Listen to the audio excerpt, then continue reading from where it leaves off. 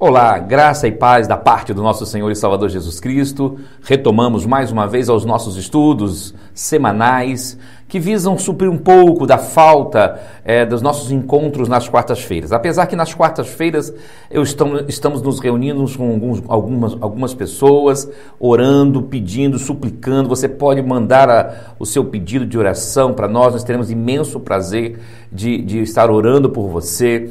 Nós vamos deixar o link para o pedido de oração, que você possa realmente estar orando e suplicando a Deus também para o término desta pandemia, desse isolamento social. Nós estamos dando uma série de estudos baseados numa carta que ela pode muito nos ajudar neste momento, que é a carta do apóstolo Paulo aos Filipenses, a carta da alegria.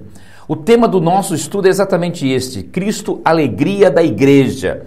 Nós temos vivido momentos difíceis com este isolamento social, nós temos passado por grandes dificuldades, algumas pessoas têm passado por dificuldades de saúde, financeiras, enfim, realmente tem sido uma batalha muito grande. Mas nós temos Jesus conosco, isso é muito importante. E essa carta é uma carta fundamental, porque Paulo ele vai escrevê-la da prisão, e ele vai falar da alegria que ele sente de ser servo de Deus, de trabalhar para o Senhor. E nós vimos que ele escreve para aquela igreja com uma alegria imensa também no seu coração, porque era uma igreja participativa, era uma igreja que estava firme ao lado do apóstolo Paulo nas suas jornadas missionárias. Então, quando nós falamos Cristo, alegria da igreja, é porque nós queremos que você entenda que mesmo no isolamento social, mesmo com as dificuldades que estamos a passar, temos Jesus. Temos Cristo que morreu por nós e nos deu plena salvação. E hoje eu quero falar de uma coisa que tem muito, mas muito a ver com tudo que nós estamos passando no presente momento. O sofrimento na vida cristã. O sofrimento dentro da vida cristã. O que nós realmente passamos, o que isso significa, como nós podemos passar por isso. E essa carta tem uma autoridade imensa, porque Paulo a escreve, como nós já falamos, da prisão. Ele a escreve depois de ter sofrido algumas chibatadas ao longo de sua vida. Ele escreve depois de ter sido jogado de cima do muro, logo depois de ser recém-convertido. Ele escreve depois de ter sido prisioneiro em diversas ocasiões. Então Paulo tem muita autoridade para nos falar sobre o sofrimento na vida cristã e mesmo assim ter alegria em Cristo Jesus. E é isso que nós vamos falar. O texto que nós vamos ler, obviamente, encontra-se em Filipenses, no capítulo 1, nos versos de 12 a 20. Vamos ver o que diz a palavra do Senhor. Quero que saibam, irmãos, que aquilo que me aconteceu tem antes servido para o progresso do Evangelho. Como resultado, tornou-se evidente a toda a guarda do palácio e a todos os demais que estou na prisão por causa de Cristo. E a maioria dos irmãos, motivados no Senhor pela minha prisão, estão anunciando a palavra com maior determinação e destemor. É verdade que alguns pregam a Cristo por inveja e rivalidade, mas outros o fazem de boa vontade. Estes o fazem por amor, sabendo que aqui me encontro para a defesa do Evangelho. Aqueles pregam a Cristo por ambição egoísta, sem sinceridade, pensando que me podem causar sofrimento enquanto estou preso. Mas, que importa? O importante é que, de qualquer forma, seja por motivos falsos ou verdadeiros, Cristo está sendo pregado e por isso me alegro. De fato, continuarei a alegrar-me, pois sei que o que me aconteceu resultará em minha libertação, graças às orações de vocês e ao auxílio do Espírito de Jesus Cristo. Aguardo ansiosamente e espero que em nada serei envergonhado. Pelo contrário, com toda a determinação de sempre, também agora Cristo será engrandecido em meu corpo, quer pela vida, quer pela morte. Que Deus nos abençoe. Então, quando Paulo escreve essa carta, ele tem o objetivo de falar aos crentes de Filipos, a colocar diante daquela igreja a força de Cristo no seu coração, de viver realmente o Evangelho, de viver realmente em Jesus Cristo o pleno Evangelho. Vamos orar. Grandioso Deus, Pai Celeste, louvado seja o Teu nome. Obrigado, ó Pai, pela oportunidade de estarmos aqui. E esperamos, Deus, que Tu possas falar poderosamente aos nossos corações. Transporta-nos, ó Deus, para mais perto de Ti.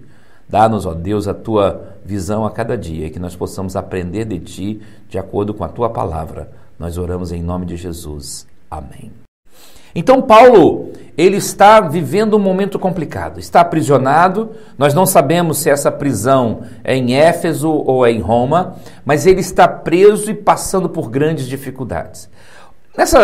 Nesse estudo de hoje, o que nós queremos é ver a posição em que a pregação ocupa em nossa vida, como Paulo nos mostra. Na realidade, o título original desse estudo é o sofrimento na vida cristã pelo Evangelho, pela pregação do Evangelho. Nós encurtamos os títulos nessa série de estudos para ficar um pouco mais fácil, para colocarmos também nos slides e coisa parecida. Mas, na realidade, a ideia aqui é falar sobre o sofrimento na vida cristã por amor ao Evangelho. Esse é o ponto interessante. O nosso texto áureo seria o versículo de número 12. E quero, irmãos, que saibais que as coisas que me aconteceram contribuíram para maior avanço do Evangelho. Essa é a palavra que Paulo nos ensina. Então nós temos que aprender que tempos difíceis nunca serão novidades para o verdadeiro cristão. Jamais. Sempre o verdadeiro cristão vai passar por dificuldades. Paulo, depois de mostrar sua grande amizade pelos filipenses, pelos crentes da igreja de Filipos, ele passa a descrever sua disposição de levar a mensagem do Senhor a qualquer preço, mesmo que seja talvez com a sua própria vida. Muitas lições aprendemos neste parágrafo que nós acabamos de ler das Escrituras Sagradas. E nós vamos destacar hoje pelo menos 3 coisas que são importantes. Primeiro, os resultados dos sofrimentos daquele que prega a palavra. Nós veremos isso nos versos 12 a 18. Depois, as causas do sofrimento na vida do cristão. Aí nós vamos pegar uma pequena aplicação temática em cima disso aí. E, por fim, o Evangelho acima de tudo. E vamos voltar a ver, olhar de novo para o texto e ver o que nós aprendemos sobre o Evangelho nas nossas vidas. Então, a primeira coisa que nós vamos aprender é exatamente sobre os resultados dos sofrimentos daquele que prega a palavra de Deus, daquele que ensina a palavra de Deus, daquele que realmente vive a palavra de Deus. Muitas vezes nós achamos que sofremos e achamos que estamos carregando uma cruz porque temos uma doença, porque estamos com a Covid, ou que estamos com câncer, ou que estamos com qualquer outra coisa, ou porque temos um cônjuge que nos dá dor de cabeça, um filho que nos dá dor de cabeça. Não é isso que é realmente o sofrimento pelo Evangelho. O sofrimento pelo Evangelho vai além disso aí. O sofrimento pelo Evangelho na realidade, você sofrer por ser cristão. É você sofrer porque crê em Jesus como Senhor e Salvador de sua vida e o prega desta forma. Então, essa é a ideia do sofrimento que nós queremos falar. Ah, pastor, mas e com relação às doenças? Tudo isso faz parte também. E nós vamos ver que pode ser uma consequência, pode ser muita coisa. Agora, uma coisa importante, temos Jesus. E quando nós temos Jesus, nós podemos caminhar nesta vida olhando para o alvo, que é Cristo, olhando para frente e sabendo que Cristo está em nós e sabendo que Ele foi o que nos transformou e Ele que nos dá uma vida eterna. Isso que é fundamental. Mas vamos ver quais são os resultados que ocorrem quando nós sofremos por amor ao Evangelho. A primeira coisa que ocorre como resultado do nosso sofrimento pela pregação do Evangelho, em função da pregação do Evangelho, é que esse sofrimento ajuda no avanço do Evangelho. Veja bem, Paulo no versículo 12, ele mostra que está muito satisfeito em saber que suas cadeias têm contribuído para o avanço do Evangelho. E este avanço era notório naquela época. Mas hoje parece que as pessoas têm medo de sofrer pelo Evangelho. Então nós não temos coragem, por exemplo, de falar que não vamos mentir quando o nosso patrão nos manda mentir, porque temos medo das consequências, temos medo de perder o emprego. Nós não temos coragem de falar a verdade diante de um amigo que nos mostra alguma coisa com medo de perder a amizade. Então, muitas vezes, nós temos que orar a Deus para que Ele nos fortaleça, porque, na realidade, quando nós realmente estamos dispostos a sofrer pelo Evangelho, nós contribuímos com o avanço dele. Veja bem, meu amado, eu não estou dizendo com isso que você vai fazer coisas de forma negligente, de forma nenhuma. Mas o que nós estamos dizendo é que o sofrimento por amor ao Evangelho é um sofrimento que faz com que o próprio Evangelho cresça. Paulo experimentou isso na pele, não foi nem porque perdeu um emprego, não foi nem porque perdeu uma amizade, mas porque ele foi preso, porque ele foi chicoteado. Ele sofreu na pele o sofrimento realmente causado pela pregação do Evangelho. Então, o primeiro grande resultado do sofrimento pelo Evangelho é o crescimento dele, o avanço dele.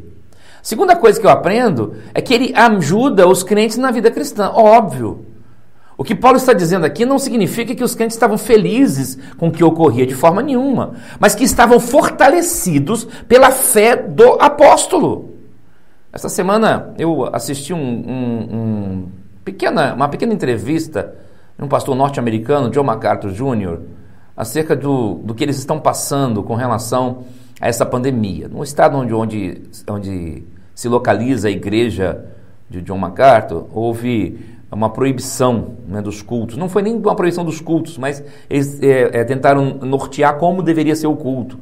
Eles não poderiam cantar, não poderiam fazer isso, não poderiam fazer aquilo. Bom, e a igreja, conforme o próprio MacArthur fala na entrevista que ele deu numa TV, a igreja acabou indo automaticamente, começou a aparecer, ele resolveu ir deixando, e agora eles decidiram que não vão acatar essa determinação.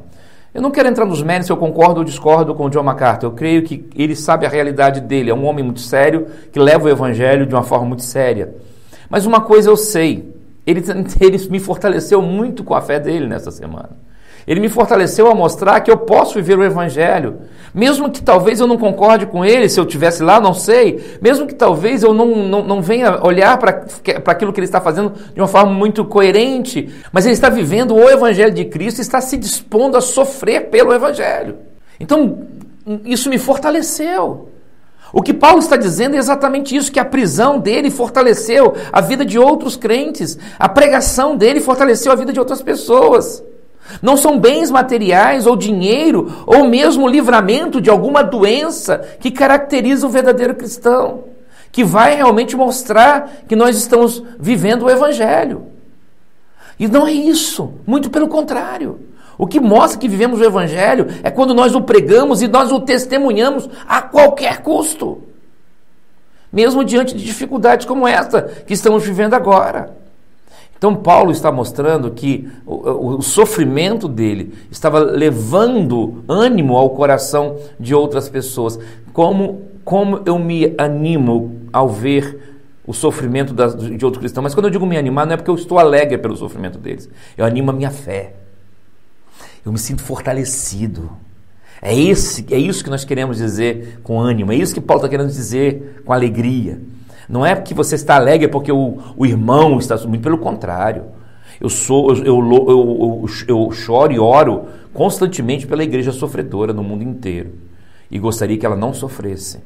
Eu oro pelos irmãos nossos na Coreia do Norte, eu oro pelos irmãos nossos na China, eu oro por cada membro de igreja em países onde o evangelho não tem a mesma liberdade que nós temos aqui. Porém, quando eu leio o testemunho deles, isso me fortalece. Eu sempre testemunho que um dos livros que mais fortaleceu a minha fé é um livro de Alan Popov chamado Torturado por Sua Fé, onde ele narra como surgiu a igreja subterrânea, digamos assim, a igreja clandestina dentro da Bulgária, um país comunista. Meu amado, minha amada, muitas vezes nós não estamos animados porque nós não estamos vendo o que o cristão genuíno está passando. Nós não conseguimos nos fortalecer porque para nós o sofrimento é uma doença, é um cônjuge, é um problema pessoal e não o evangelho, e não a pregação do evangelho, e não o amor a Cristo. Pense nisso, meu amado. Pense nisso, minha amada. Outra coisa fundamental é que como resultado do sofrimento é que leva outros crentes a ter mais ousadia. Se eles são animados, isso aí é uma consequência. O terceiro ponto é uma consequência do segundo. Além de animar a vida daqueles que serviam ao Senhor, também lhes trazia muita ousadia. Eles não estavam mais preocupados com nada, não tinham medo algum de pregar o Evangelho e testemunhar o Evangelho. O importante era pregar o Evangelho, o importante era levar o Evangelho a outras pessoas. Quando nós realmente pregamos o Evangelho verdadeiro, o verdadeiro cristão é estimulado. O que tem acontecido hoje é que muitas vezes as igrejas onde se prega o verdadeiro Evangelho não estão cheias. Mas eu vou dizer uma coisa, por quê? Porque a maioria das igrejas que não pregam o verdadeiro Evangelho não tem crentes verdadeiros na sua totalidade. Não estou dizendo que não são. Não estou dizendo que lá não tem remanescente. Eu creio que tem remanescente do Senhor em todas as denominações verdadeiramente cristãs. Eu não duvido da salvação de cristão algum. Mas o que eu duvido é que numa igreja onde o evangelho não é pregado, aquela lotação toda seja de genuínos cristãos. Pode ter ali cristãos genuínos que estão enganados, que estão sendo levados. Pode ter ali cristãos genuínos que não evoluíram na sua santificação e por isso são levados por esse vento de doutrinas ou são enganados, engodados em função de algumas coisas. Mas o fato é que onde o evangelho verdadeiro é pregado, mesmo que seja com dor e com sofrimento, leva outros crentes a uma ousadia de pregação. Isso é maravilhoso. Isso é, sem dúvida nenhuma, maravilhoso. Será que você tem isso no seu coração? Será que você é animado ao ver que Cristo morreu na cruz, no Calvário, para nos salvar? A quarta coisa que eu aprendo é que, como resultado do sofrimento, aumenta a pregação do Evangelho de qualquer forma. Ela causa a pregação do Evangelho de qualquer forma. Essa talvez seja a grande consequência do sofrimento do cristão.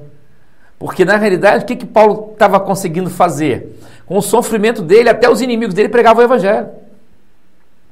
Talvez por inveja, porque Paulo era muito conhecido. Talvez porque temiam que não seriam salvos, não sei. Mas eles queriam pregar o Evangelho. Havia pessoas que pregavam o Evangelho até mesmo pela inveja que Paulo causava a eles. Hoje existem grupos, obviamente, que acreditam que o crente não pode sofrer, não pode ser pobre, não pode adoecer. Esses grupos pregam um outro evangelho, aí é diferente. Quando eu falo leva a pregação de qualquer forma, não quer dizer que toda pregação é a pregação do evangelho. Aqui eu vou abrir um parênteses. Porque na realidade, e isso é muito interessante, porque quando você vê as cartas paulinas, algumas delas são exatamente correções desse falso evangelho. Então nós corremos um sério risco de pregarmos um falso evangelho. E temos que tomar muito cuidado por causa disso aí. Muito cuidado mesmo. Até para não sermos um falso Cristo. Até para não sermos um anticristo. Até para não sermos um falso mestre. Tudo isso devemos tomar muito cuidado. Então, a pregação do verdadeiro evangelho aqui é fundamental. Agora, o que acontece hoje, temos sem número de denominações, milhares e milhares de grupos que pregam o cristianismo. Não, pregam um outro cristianismo. Ao escrever aos Gálatas, Paulo fala para aquele grupo que se mesmo eles ou um anjo do céu pregasse outra coisa, um outro evangelho diferente daqueles que eles estavam pregando, que fosse maldito, que fosse anátema. Então você não pode perder isso de vista. Quando nós falamos dessa forma, que causa a pregação do evangelho de qualquer forma, não é qualquer pregação, é a pregação do evangelho. Isso não podemos esquecer, porque senão nós vamos começar a aceitar o sincretismo no meio do povo de Deus, que é outro problema muito sério. Estamos vivendo uma época de sincretismo e isso é muito perigoso. Tá certo? Então pense nisso, que Deus possa realmente continuar aumentando ainda mais no seu coração o desejo de pregar e viver o Evangelho. Mas além de vermos sobre o sofrimento do Evangelho, além de vermos sobre os resultados, quais são as causas? Quais são as causas do sofrimento na vida do verdadeiro cristão? O que verdadeiramente causa essa dor, essa dificuldade que nós vivemos? É isso que nós vamos passar a ver nesse presente momento. A primeira coisa que nós aprendemos, que é uma causa direta para o sofrimento do Evangelho, são as tentações. As tentações do inimigo, isso é verdade, né? Quando nos referimos a tentações de inimigos, estamos nos dirigindo basicamente aos nossos três inimigos mortais: o mundo, a carne e o diabo. Cada um deles desempenha um papel poderoso em nossas vidas, cada um deles.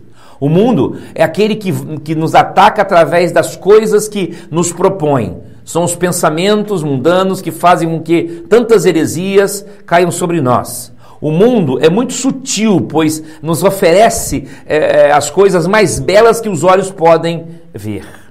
Por outro lado, a carne são as nossas próprias concupiscências, os nossos próprios desejos, que infestam as nossas mentes e trazem coisas de encontro aos nossos princípios. A carne ela é usada pelo mundo para obter vitória sobre nós. E assim, muitas vezes nós sucumbimos diante disso. E o diabo? O diabo talvez seja o mais terrível dos três inimigos, porque ele usa os outros dois e faz com que sejamos tentados poderosamente.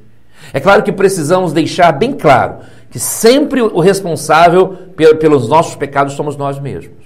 Por mais que tenhamos esses três inimigos, por mais que tenhamos essas três fontes de lutas e tentações, nós somos os responsáveis. Tiago diz que ninguém sendo tentado diga que Deus é tentado, porque Deus não tenta ninguém, nem por ninguém é tentado. Mas cada um é enganado, engodado pela sua própria carnalidade, pela sua própria concupiscência. Então, nós temos que ter muita consciência de que se somos vencidos em alguns momentos pelas tentações, é porque nós nos deixamos vencer. Então, o mundo, a carne e o diabo são nossos três grandes inimigos e devemos estar preparados para lutar contra eles. A segunda causa de sofrimento na vida do cristão são as provações que Deus oferece, sem dúvida nenhuma. Quando você lê o livro de Jó, vê que Deus muitas vezes age assim. Se prestarmos atenção na vida de Paulo, Deus fez com que Paulo sofresse muito. Quando nós vemos no Novo Testamento os sofrimentos de Paulo, por tudo que ele passou, vemos o que Deus permitiu que ele passasse por tudo aquilo. Fazia parte dos planos de Deus. Só que nós temos que tomar muito cuidado. Muitas pessoas confundem provação com tentação. Esta tentação ocorre para nos destruir. Aquela ocorre para nos edificar. Deus, quando estava tentando Jó, estava edificando a fé dele. Uma tem origem diabólica, mundana, carnal. A outra nasce no coração de Deus. Uma visa nos reprovar diante do próprio Deus. A outra nos leva a ser aprovados aos olhos do Todo-Poderoso. Então as provações vêm, sem dúvida nenhuma. Elas existem e também são causas de nosso sofrimento. Devemos saber discernir, não é fácil. Muitas vezes tentações e provações fazem parte de um pacote. E nós temos que estar muito, muito atentos a tudo isso. A terceira coisa que causa sofrimento na vida de um cristão é a disciplina por causa do pecado. Em muitas passagens vemos Deus falando a respeito de sua disciplina. Ele mostra que para crescermos e compreendermos seus caminhos, muitas vezes somos disciplinados, muitas vezes. E esta disciplina, ela pode vir em função das duas outras causas, tanto a tentação como o sofrimento. Ou seja, Deus pode usar uma tentação e um sofrimento como disciplina para que nós possamos crescer. Então, nós não podemos esquecer disso. Claro, quero também abrir um parênteses por causa da realidade dos dias de hoje, por causa da teologia da prosperidade, teologia da maldição e essas coisas assim. Nem todo sofrimento é por causa do pecado específico nosso. O que eu quero dizer com isso? Todo sofrimento é por causa do pecado no sentido genérico, no pecado no sentido geral. O ser humano pecou um dia, por um homem entrou o pecado no mundo, com o pecado entrou a morte, entrou o sofrimento. Então o sofrimento, de um modo geral, vem em função do pecado do ser humano. Agora, o sofrimento individual, o meu sofrimento, o sofrimento de Jó, por exemplo, não foi em função do pecado dele, muito pelo contrário. Quando você lê o primeiro capítulo de Jó, você vê que o próprio Deus o elogia. Viste o meu servo Jó como é justo. Então quando Deus fala dessa forma, está mostrando que Jó era um homem íntegro, que andava o mais próximo possível da vontade de Deus.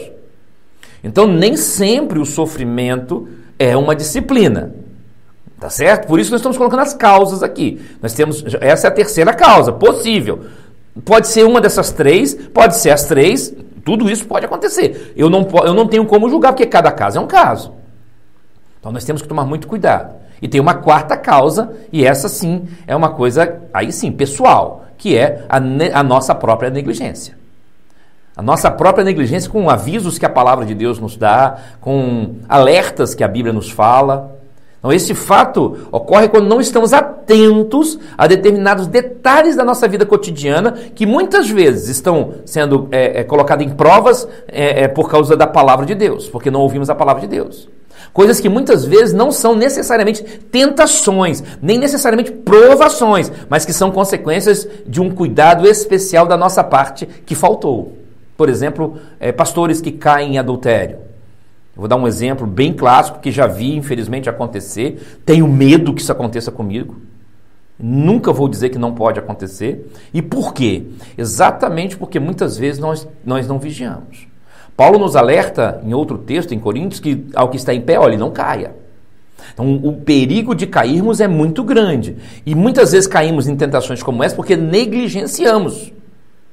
Não achamos nada demais ficarmos sozinhos com o sexo oposto. Não achamos nada demais sairmos para dar carona para uma mulher, para levarmos em algum lugar. Não achamos que é nada demais estarmos a sós no almoço com uma mulher. Veja bem, tudo isso que eu estou falando são exemplos que eu já fiz, que eu já saí com pessoas, já almocei, mas com outras mulheres, quando minha esposa estava ciente, quando eu podia provar para ela, por exemplo. Lembro-me de uma ovelha do meu primeiro ministério que estava passando por um momento difícil e gostaria muito que ela estivesse até ouvindo esta mensagem agora. Não vou citar o nome em respeito, obviamente, mas ela me pediu para conversar comigo, e eu não tinha tempo, e ela também não tinha tempo, e ela estagiava num determinado órgão público, e eu trabalho também num órgão público, e nós marcamos um almoço, e a primeira coisa que eu fiz foi comunicar à minha esposa: eu vou conversar com fulana, eu preciso conversar com ela está passando por alguma dificuldade, eu gostaria de ajudá-la. Minha esposa prontamente aceitou. Um ambiente público, um ambiente onde eu estava tranquilo ali com ela. São cuidados que nós temos que tomar. Avisar o cônjuge. São detalhes. Então, eu estou dando este exemplo, é um exemplo muito prático, porque muitos pastores, lamentavelmente, caíram em tentações como esta, porque não vigiaram, porque foram negligentes. E muitas vezes nós pecamos e caímos porque somos negligentes. É um acidente de trânsito porque não andamos segundo as leis. É um acidente doméstico porque não tomamos os devidos cuidados. São negligências pessoais que trazem sofrimento para as nossas vidas. E aí queremos culpar a Deus, queremos culpar o diabo, queremos culpar o mundo que nos cerca, queremos dizer que estamos sofrendo por causa de tentações, de provações, quando na realidade nós fomos negligentes. Então, muito cuidado. Essas são as 4 causas para o sofrimento na vida cristã. E se você não vigiar, e se você não tomar cuidado, você pode cair em uma delas. Aliás, eu vou colocar na primeira pessoa do plural. Se nós não tomarmos cuidado, nós podemos cair em uma delas. Então, pense bem nisso. Vigie, observe bem a sua vida. Veja as tentações que o cercam, veja o mundo, a carne, o diabo que está ao seu redor. Veja as provações que Deus tem oferecido, muitas vezes, para que você cresça. Para que você possa subir mais no Evangelho, na graça do nosso Senhor e Salvador Jesus Cristo. Receba bem a disciplina do Senhor. Tenta interpretar a hora que o sofrimento vem por causa de uma disciplina. Nem sempre nós sabemos disso. Mas muitas vezes isso pode acontecer. E observe quando não é uma negligência. E na realidade é interessante porque a negligência, ela pode trazer uma das outras 3. Olha que coisa interessante. A negligência pode trazer uma provação sobre você. A negligência pode trazer uma tentação sobre você. A negligência pode fazer com que você sofra uma disciplina da parte de Deus, que venha a ser um sofrimento na sua vida. Então, muito cuidado e realmente observe a sua vida cristã a cada dia. Isso falo para mim também. A terceira coisa que nós vamos ver agora, voltando para o texto, é sobre o Evangelho acima de tudo. Se o sofrimento, nós vimos, ele vem e traz resultados, e ele tem causas sobre ele que podem ser externas, mas por que Paulo então insiste em falar sobre isso? Porque para Paulo o Evangelho estava acima de tudo. O que mais podemos observar hoje é a falta de compromisso com o Evangelho. E essa falta de compromisso eu diria que ocorre por vários motivos. O primeiro porque muitos não entenderam o Evangelho. Ou seja, não são crentes genuínos. São membros de igreja, são arrolados nos seus rol de membros, mas não entenderam o Evangelho. Se você não entende o Evangelho, você não consegue se converter de verdade. O que ocorre nos dias de hoje é que muitas pessoas estão na igreja porque a igreja é bonita, é boa, a igreja oferece oportunidade para os seus filhos, para os seus netos, a igreja tem um bom ambiente, a igreja é bem estruturada, enfim, as pessoas procuram igreja assim hoje em dia. Eu conversei com vários amigos que pensam assim. Só lamento.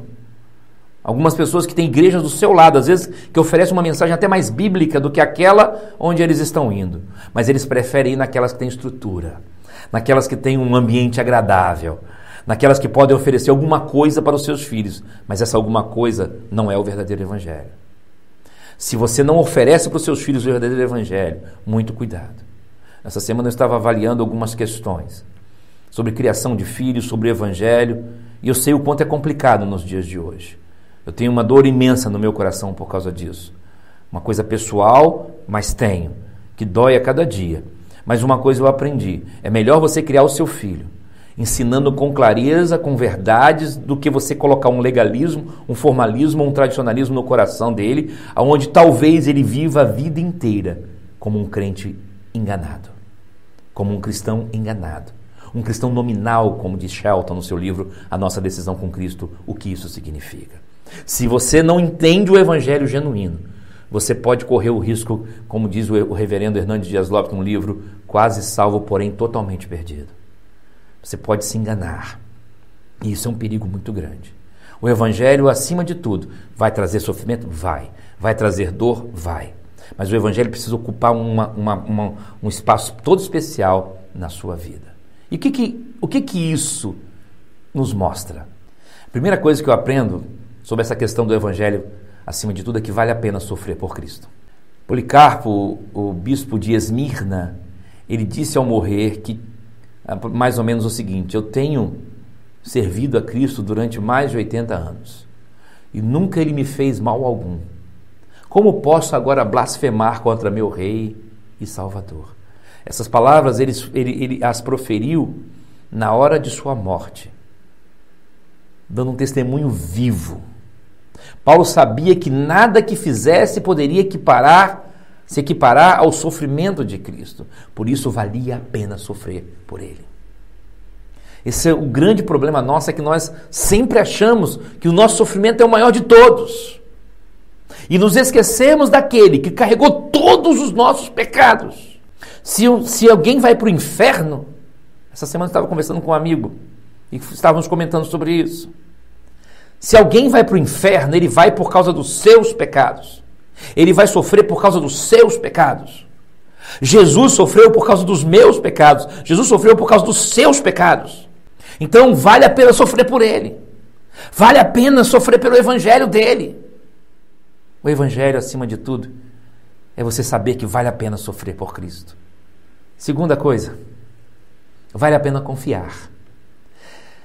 A confiança de Paulo não era mais para esta vida, não era uma confiança que ia além. Ele sabia bem que a confiança dele era muito mais que isso. Ele tinha consciência disso. Ele sabia que talvez poderia morrer a qualquer momento. Não foi nesta prisão que Paulo morreu. Ele morreu depois. As suas cartas a Timóteo são as cartas próximas à sua morte.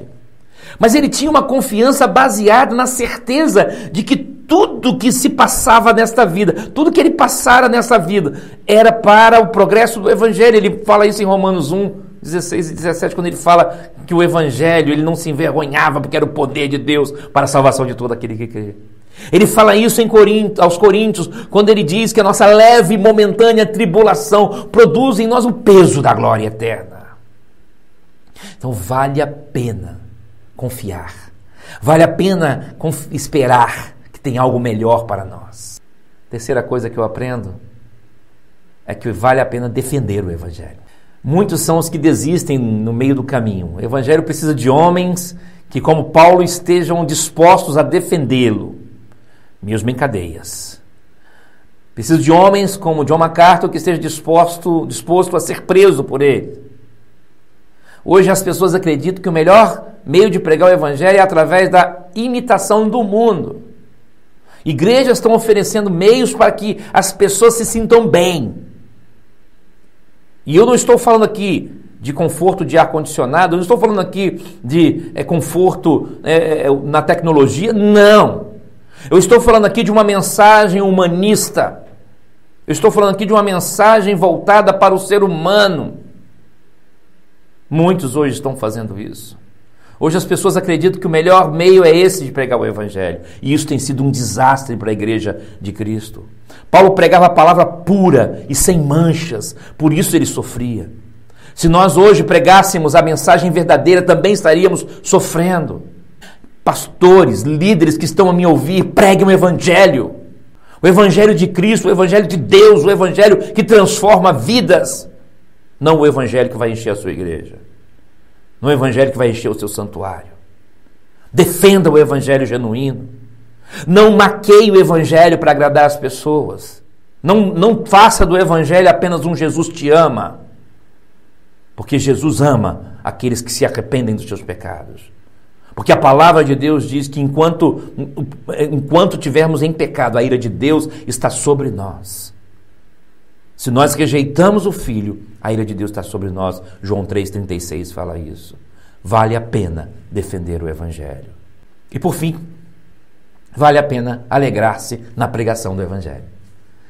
Mesmo sabendo que isso estava lhe causando tamanha dor, Paulo alegrava-se em saber que o Evangelho estava sendo pregado, não importava como.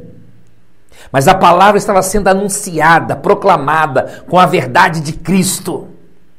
Isso é fundamental. Quando nós pregamos de fato o Evangelho de Cristo, nós podemos sentir uma alegria imensa. Cada vez que eu desço do púlpito sabendo que eu preguei o verdadeiro Evangelho, eu tenho uma alegria tremenda. Mesmo quando eu sei que muitos estão desagradando. Já houve casos, lembro muito bem de um fato que me marcou. Estava pregando o Evangelho numa igreja na Serra, nos idos talvez da década de 1990, e terminamos de pregar e a mensagem foi um pouco dura, principalmente para os pais. Lembro-me que foi uma mensagem para os pais, sobre criação de filhos e tudo mais. E pregar o Evangelho é pregar tudo que Jesus ensinou, tem esse detalhe. Uma coisa que eu tenho muita preocupação, porque no meio reformado, principalmente, naqueles que se dizem reformados, fala-se muito que eu tenho que pregar o tempo todo Cristo. Eu acho que isso é importantíssimo. Eu creio que eu tenho que pregar acima de tudo Cristo. Acima de tudo Cristo. Buscar primeiro o reino de Deus, né? Essa ideia. Primeiro, mas não exclusivamente. Só que Jesus, em Mateus 28, ele nos manda ensinar todas as coisas que ele nos ensinou. E aí eu entendo que a palavra de Deus, inspirada pelo Espírito Santo aos seus escritores, é a palavra de Cristo, eu tenho que ensiná-la. E lá tem como criar filhos, lá tem sobre amizade, foi o nosso último estudo. Então, eu me lembro que eu preguei sobre esse detalhe e entrei nos méritos de pontos sobre criação de filhos. E lembro-me que, infelizmente, alguns colegas, alguns amigos, alguns irmãos, naquele dia passaram de longe, não quiseram me cumprimentar. Mas ainda assim me alegrei, porque a palavra foi pregada, porque o Evangelho foi anunciado. Paulo se alegrava com isso. E o que nós podemos, então, concluir de tudo isso? O que nós podemos compreender? Primeira coisa que a gente tem que entender, acima de tudo, que é preciso uma posição firme com relação ao Evangelho. Qual tem sido a posição do Evangelho em sua vida? O Evangelho ocupa uma posição especial. Que pensamento você tem sobre o sofrimento no Evangelho? É preciso uma posição firme com relação à pregação do Evangelho, ao viver o Evangelho. Paulo tinha essa posição firme. Será que você tem? Será que eu tenho? Segunda coisa que eu aprendo: sofrer pelo Evangelho deve ser motivo de alegria para o verdadeiro cristão. Como podemos hoje defender o Evangelho se nós não estamos nos alegrando nele? Como podemos defender algo que nem sequer traz alegria para o nosso coração? É como torcer por um time que nunca ganha nada. É bonito você ver aquele torcedor que torce por um time que está sempre perdendo. Mas o Evangelho é de vitória.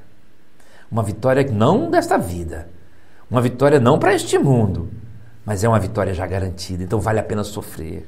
E isso deve ser motivo da nossa alegria.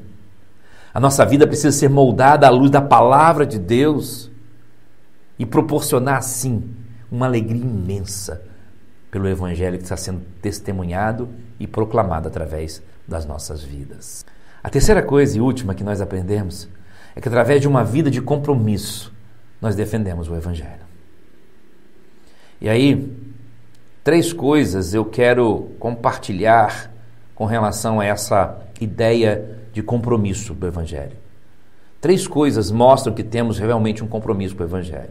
Primeiro, a leitura com a palavra de Deus.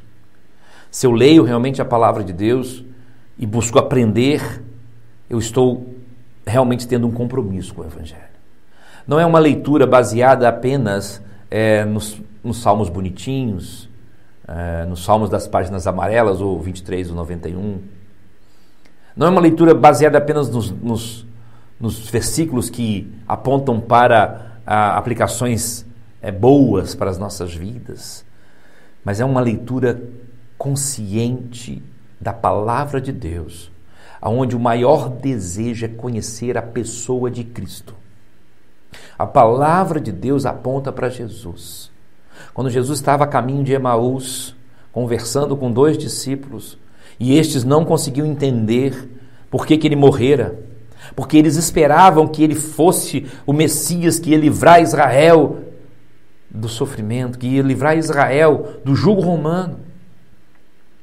Jesus, então, aponta toda a Escritura, todo o Antigo Testamento, mostrando como ele apontava para o Messias, para Cristo, para o Cristo crucificado.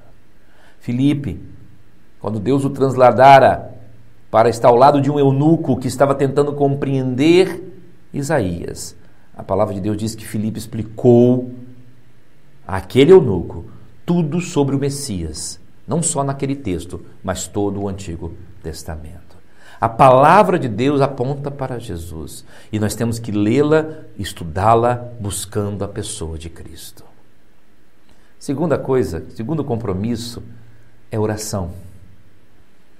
Tenha uma oração rotineira. Tenha uma oração constante diante de Deus. Isso é fundamental.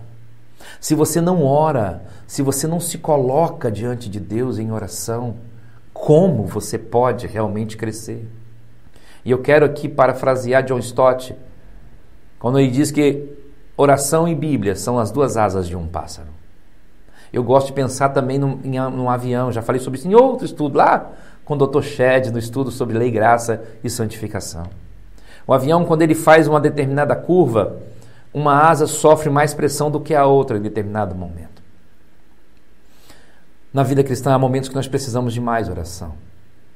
Há momentos que precisamos mais da palavra de Deus. Mas as duas sempre vão caminhar juntas. E mesmo naqueles momentos em que uma asa sofre mais pressão, a outra, se for retirada, desequilibra o avião. A mesma coisa acontece na nossa vida. Mesmo naqueles momentos em que muitas vezes precisamos de mais oração, se retirarmos a Bíblia, nós vamos ter problema sério. Mesmo naqueles momentos que precisamos da Bíblia, se retirarmos a oração, nós teremos problema sério. Então, leitura e oração são as 2 primeiras coisas que mostram o compromisso com o Evangelho. E a terceira é a integração com o corpo de Cristo. O autor aos Hebreus diz: não deixando de frequentar as vossas congregações, como é costume de muitos, antes admoestando uns aos outros, quando vês que vai chegando aquele dia. Essa admoestação mostra que nós devemos estar juntos. Nós estamos vivendo uma pandemia que é uma exceção, não é a regra. Eu tenho estado triste porque vejo a igreja aberta pelo menos para 40 pessoas, e você pode se inscrever conosco. E vejo irmãos que não vêm na igreja, mas têm feito suas compras, têm levado seus filhos para passear, têm ido em supermercados. Ah, mas isso é essencial. Se a igreja não for essencial para você, tem alguma coisa errada. Os ímpios decretaram que a igreja, ela é uma coisa essencial. Pessoas no mundo, pessoas que não conhecem o Evangelho, entendem que ela é essencial, mas muitos membros da igreja não estão entendendo que ela é essencial. Quando você que trabalha no dia do culto da igreja, mesmo você sendo profissional liberal, e trabalha deliberadamente, falta deliberadamente, você está dizendo para o seu filho que a igreja não é importante para ele. Você que muitas vezes negligencia as reuniões da igreja para ir jogar bola, para praticar esporte no dia de domingo, para passear, para correr, você está dizendo, em outras palavras, que a igreja não é importante para você. Pense nisso. Integração é algo fundamental. E essas 3 coisas é que vão fazer que você realmente tenha um compromisso e defenda o Evangelho. E é isso. Chegamos ao final de mais um estudo. Realmente não é fácil viver o Evangelho, realmente não é fácil pregar o Evangelho, mas o que Paulo está nos ensinando através desses estudos é que nós podemos realmente sofrer pelo Evangelho e que vale a pena. Vale a pena sofrer pelo Evangelho, vale a pena sofrer pela pregação do Evangelho, porque quando nós assim o fazemos, nós glorificamos a Jesus. Nós glorificamos a Cristo, nós glorificamos ao nosso Deus. Cristo, alegria da igreja. Cristo, alegria da minha vida. Cristo deve ser a alegria da sua vida também. Até a próxima, que Deus nos abençoe. Amém.